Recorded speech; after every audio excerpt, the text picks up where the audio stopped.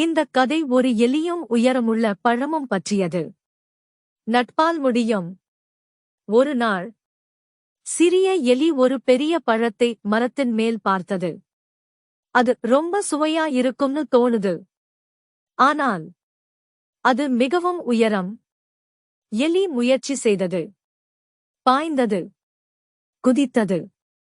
சத்தம் போட்டது. பழம் அசையவே இல்லை. அப்போது வந்தது நரி. ஏன் இவ்வளவு முயற்சி செய்றே?